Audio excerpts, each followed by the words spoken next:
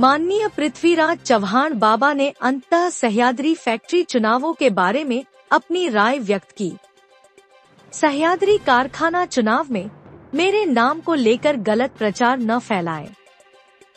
सह्याद्री को लेकर पृथ्वीराज बाबा की स्थिति स्पष्ट है।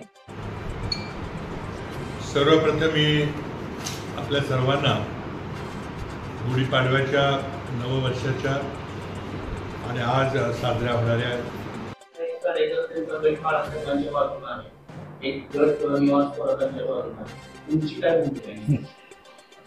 मी काही त्याच्यावर बोलणार नव्हतो, पण विचारले तर उत्तर दिलं पाहिजे। पण ही सह्याद्री साखर कारखान्याची निवडणूक ही सहकार्याची त्याचे सभासद आहे, तर ते सभासद दर 5 वर्षांनी आपलं नेतृत्व निवडतात, संचालक मंडळ निवडतात, त्यातला मग चेअरमन होतो आणि कारखाना चांगल्या पद्धतीने चालवायचा प्रयत्न करतो।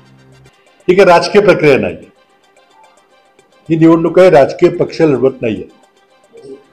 तुम्ही विचारलं की माझ्या काही सहकार्यांनी काही वक्तव्य केलेलं आहे की आम्ही काँग्रेस पक्षानं माझ्या उपस्थितीमध्ये बैठक घेऊन आम्ही एका विशिष्ट पॅनलला पाठिंबा द्यायचा निर्णय घेतल्याचं वक्तव्य केलं। ते अगदी टोटली दिशाभूल करणारे खोटारडं वक्तव्य आहे। मी कुठल्या बाबतीत कुठली भूमिका घेतली नाही, मी कुणालाही माझं वकीलपत्र दिलं नाही की तुम्ही माझी बाजू लोकांच्या समोर जाऊन मांडा, तुम्ही करा। मी माझी बाजू मांडायला समर्थ आहे। जे कोणी काँग्रेस पक्षाचे कार्यकर्ते माझ्या नावाचा खोटा आणि चुकीचा वापर करत असतील, तुम्ही पॅनलला गट इथे काहीतरी वक्तव्य कराडमध्ये काही झालेली ऐकली मी, ही अगदी चुकीची वक्तव्य आहेत। पक्षाच्यामध्ये काही संबंध नाहीये। प्रत्येक भागधारकानं, प्रत्येक शेअर होल्डरनी कारखाना कसा चालेल, कारखान्याची आजची परिस्थिती काही चिंताजनक आहे, ती सुधारण्याकरता कोण त्यामध्ये योग्य भूमिका निभावू शकेल हा निर्णय घ्यायला कारखान्याचे सभासद समर्थ आहेत। त्यामध्ये कुणीतरी माझ्या वतीनं सांगायचं की मी असं सांगितलं वगैरे, हे चुकीचं आहे। असं कोणी दिशाभूल करायचा, संभ्रम पसरवायचा प्रयत्न कृपा करून करू। मला जे काही सांगायचं असेल ते मी सांगेन लोकांना।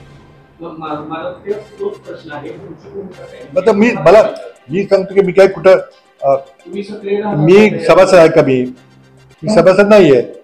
फक्त एवढंच आहे की आपले सगळे जवळचे कार्यकर्ते त्या प्रक्रियेमध्ये आहेत, त्यांच्या घरातलं जर कारखाना चांगला चालला नाही तर लोकांचं नुकसान होतं, तर ऊस जात नाही, या सगळ्या प्रक्रिया आहेत। त्यामुळे लोक येऊन स्वाभाविकपणे तक्रार करतात, काहीतरी काही करा म्हणून सांगतात तुम्हाला। आता ते त्यांनी निर्णय घ्यायचा आहे। तर मी त्या ठिकाणी थोडंसं प्रक्रियेमध्ये मला येऊन लोकांनी सांगितलं, तर मी त्या ठिकाणी भूमिका अशी घेतली, मला जो कोणी भेटायला येईल त्याला मी भेटलेलो आहे। कुठल्या गटाचा असेल, एकदा आला, दोनदा आला, प्रत्येकाला भेटलो।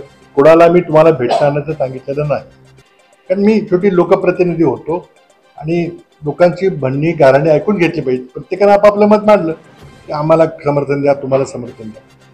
त्यामुळे मला माझी एवढीच विनंती आहे की माझ्या नावाचा गैरप्रचार, खोटा प्रचार कोणी करू नये।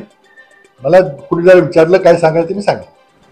सभासदांना तुम्ही एक आश्वासन वाटता म्हणून त्या लोकांना तुमच्याकडून एक अपेक्षा आहे की तुमची भूमिका जाहीर असेल। मी जर सभासद असतो तर नक्कीच भूमिका घेतली। मी एकदा सह्याद्री सहकारी कारखान्याची निवडणूक लढवलेली आहे, तुम्हाला बऱ्याच जणांना माहीत नसेल। 97 साली मी नेतृत्व करून ती लढवलेली। पण शेवटी काय, आपण तिथे सभासद नसलो, आपण संचालक मंडळाला बसणार नसलो, आपण साखर संचालकाकडे जाणार नसलो, आपण मंत्र्याला भेटणार नसलो, तर मग जबाबदारी किती घ्यायची? सल्ला विचारला तर ते येईल बाहेरून।